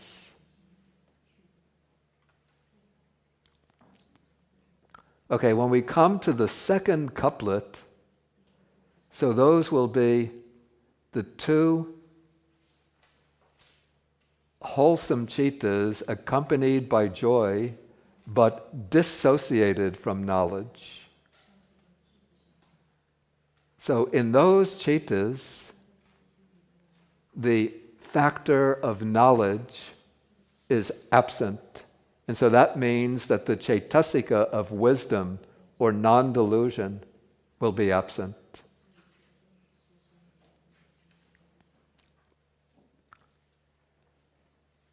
Okay, in the third and fourth couplets, those are the four wholesome sense sphere cittas accompanied by neutral feeling. Zest or delight is absent, because delight only goes along with joyful feeling. When there's neutral feeling, then there's no zest or delight.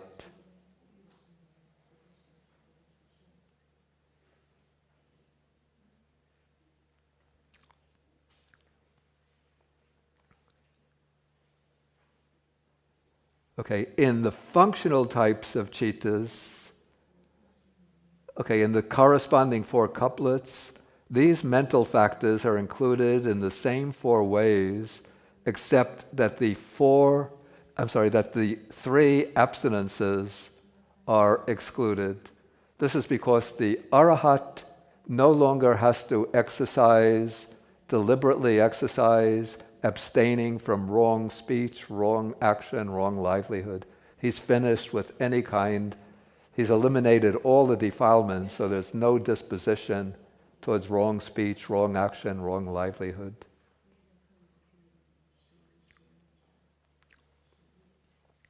Okay, then in the wholesome sense sphere resultant cittas, all of those mental factors are included, except that the illimitables and the abstinences are excluded. In the resultant cittas, there won't be compassion and altruistic joy, because those are more active types of mental qualities. And similarly for the abstinences.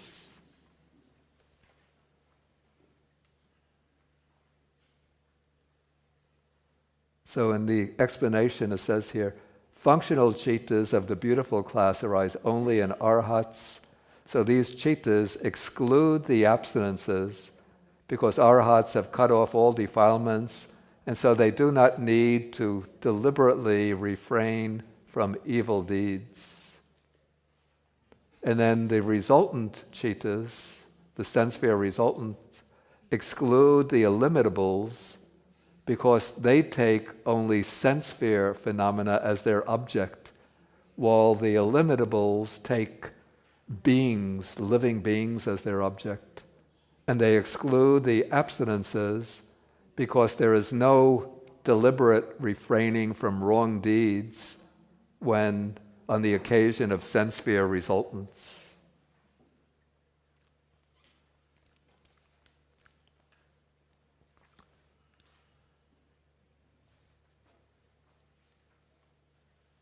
Okay, then we come to the unwholesome types of consciousness.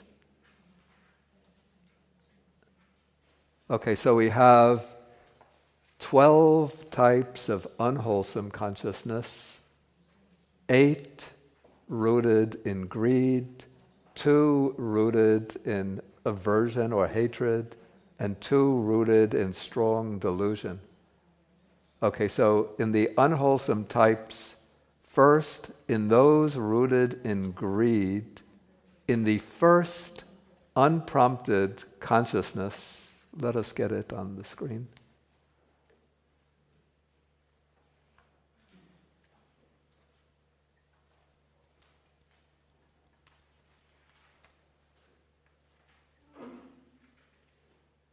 Okay, so that is the consciousness accompanied by joy, associated with wrong view, unprompted.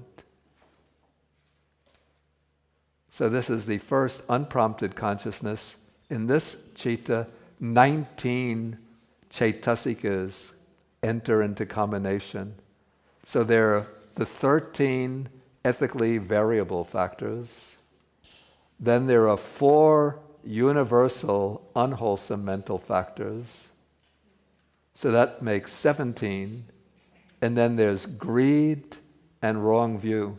And so in that way we get the 19 factors.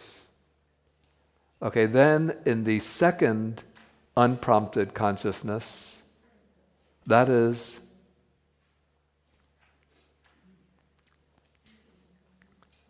the consciousness accompanied by joy, dissociated from wrong view, unprompted.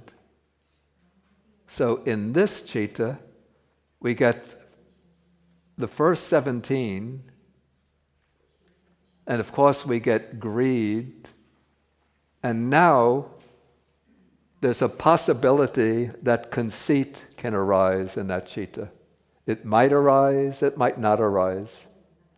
But if conceit arises, it will arise in this unprompted citta, accompanied by greed, disconnected from wrong view.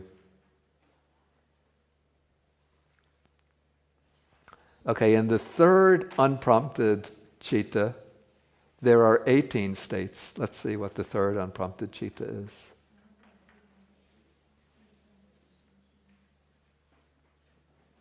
So this is the consciousness accompanied by equanimity, associated with wrong view, unprompted.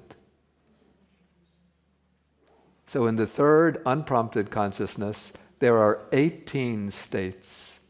So we have the 13 ethically variables, we have the 4 universal unwholesome factors, so that's 17. Then, we have 12 ethically variables. We have the 7 universals, but of the occasionals or particulars, one of them is zest. And if the citta is accompanied by the neutral feeling, then zest will be absent. So this feeling, this citta is accompanied by equanimity associated with wrong view, unprompted. Okay, so this citta has 18 states, the 7 universals. Then it has 5 of the particulars, making 12. Then it has greed and wrong view.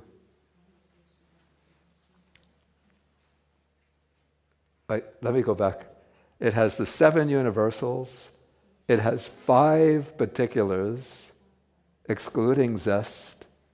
Then it has the 4 universal unwholesome chaitasikas, and then it has greed and wrong view. So zest is dropped in this citta.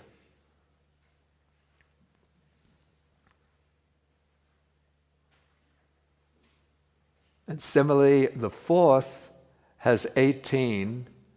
It will have the same, 17 will be the same as in the previous one, except instead of view, wrong view, conceit can arise.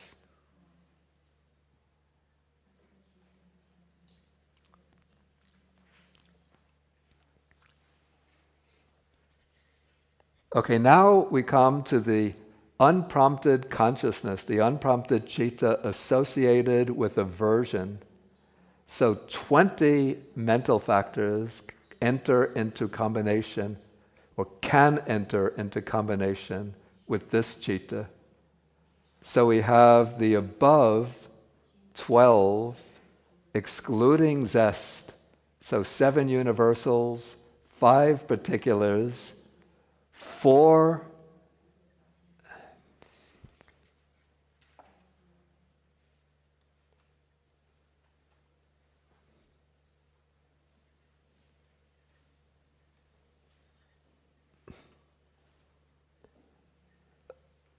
12 ethically variables, excluding zest, 4 universal unwholesome factors. So that makes 16. Then there are 4 other factors that can enter into this citta. Since the citta is rooted in aversion or hatred, hatred will always be present. And then envy, avarice or miserliness, and worry or regret may be present or may not be present. So these are not necessarily present, but whenever they arise, they will arise in this particular citta. Okay, in the 5 corresponding types of prompted consciousness, that is 4 rooted in greed, 1 rooted in aversion, all of the above states will enter, except that now sloth and torpor will also be included.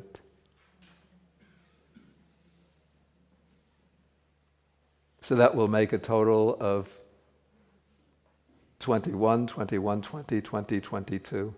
So in the prompted cittas, it said that sloth and torpor will be present.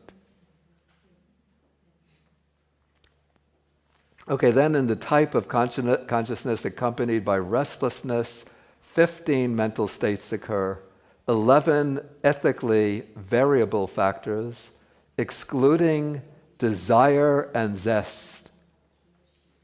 So desire drops out, the desire to accomplish something, to do something.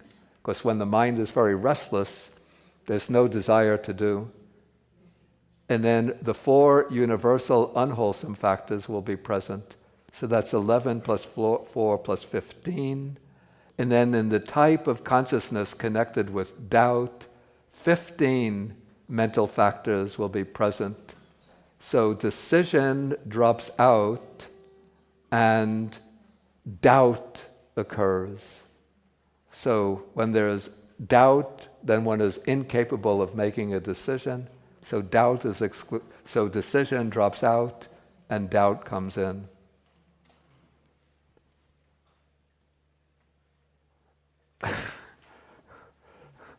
Okay. It's 5:30. And if your mind is turning in circles, I don't know any cittas which say the mind the citta rotating in circles. But I'm going to pass over the rootless cittas. You can, if you're interested, you can look at this on your own. You know the basic principles now for interpreting this, and the explanatory guide will be helpful. So you can take the rootless chittas on your own. So next week we'll come into chapter 3, the miscellaneous chapter, which is very interesting and not as... I think this is the most difficult section in the whole manual of Abhidhamma. So we've already sort of passed through the dark night of the soul. It will get, I think, sort of clearer and I think more interesting when we come especially to the functions of consciousness. Okay. Should I ask whether anybody has any questions? Simple questions that could be answered. Is that UN? Yeah. Venerable, I was wondering what mental factor would fear correspond to? That's a very interesting question, and it's something that's occurred to me as a rather strange, that in the suttas we find the Buddha mentions fear many times in different ways, but we don't find a mental factor for fear in the Abhidhamma. And it's a puzzle to my mind. And I once asked, there was a Burmese Abhidhamma master named U Silananda, who was living in San Francisco. Many, many years ago, I had asked him that question. Then he said to me that fear is a kind of form of hatred or aversion. But it seems to me that the mental tone, quality of fear is very different from aversion.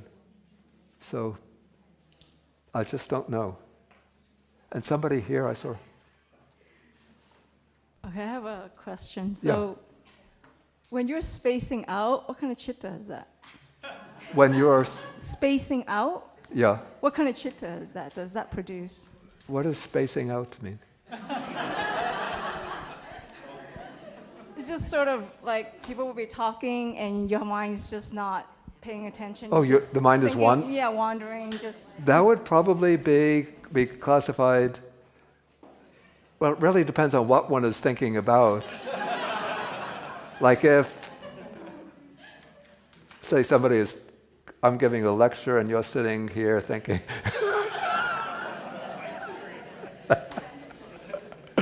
when I get out of here, I'm going to get some vanilla fudge ice cream. Then it would be chittas rooted in greed. But if the mind is just restless, wandering from thought to thought, then it would be a restless citta.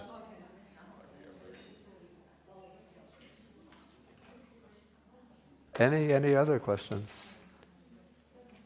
Yeah, please. The only reference to humor in the Abhidhamma seems to be the smile-producing citta. Do you have any thoughts on what humor would be, where it would fit in?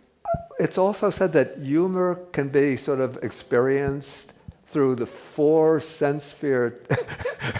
I hate to be so humorless about it, but through the 4 sense sphere cittas. There would be the 4 sense sphere cittas accompanied by greed. Like the 4 sense sphere cittas accompanied by joy and associated with greed, or the 4 sense sphere cittas accompanied by joy and associated with knowledge, I think. Okay, thanks. Yeah. There was something, I remember a note on this.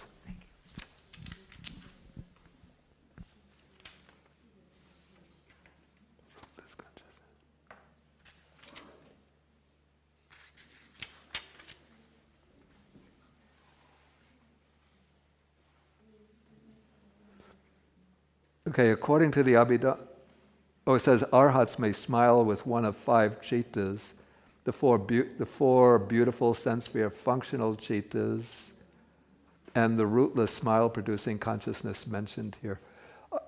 Yeah, okay, so now I understand. Okay, so humor would be experienced with either the 4 chittas accompanied by joy, rooted in greed, or the 4 chittas, 4 wholesome chittas, accompanied by joy. Yeah, the 4 wholesome chittas accompanied by joy. Yeah, so there are those 8, and then the Arhat smiling consciousness for 9, so 9 chittas which experience humor.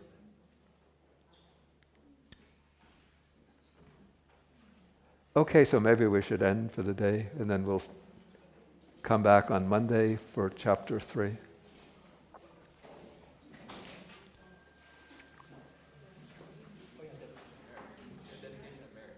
Oh, that's right. That's right. Is there a forgetting consciousness?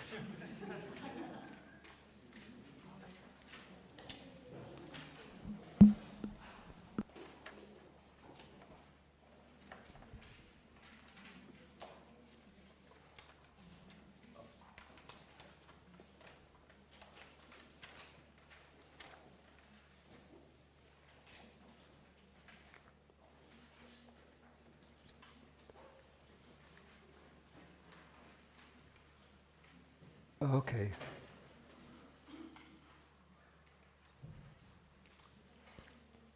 Okay, so we share the merits with the Dhamma protecting devas, the nagas or dragon spirits, the bhutas, the fierce spirits, and then with all beings. Akasata chabumata deva naga mahidika punyantang anumoditva chirang rakantu sasanang. Sata chabumata deva naga mahidika punyantang anumoditva chirang rakantu desanang. Akasata chabumata deva naga mahidika punyantang anumoditva chirang rakantu mang parang. Etavata cham hehi sampadang punya sampadang sabbe deva anumodantu sabba sampati siddhya. Etavata cham hehi sampadang punya sampadang sabbe bhuta anumodantu sabba sampati siddhya. Etavata cham hehi sampadang punya sampadang sabbe satanumodantu sabba sampati siddhya. Bhavagupadaya avici hetato etantare satakayupapanna rupiya rupicha asanya sanino dukkha pamuchantu pusantu nibbutting.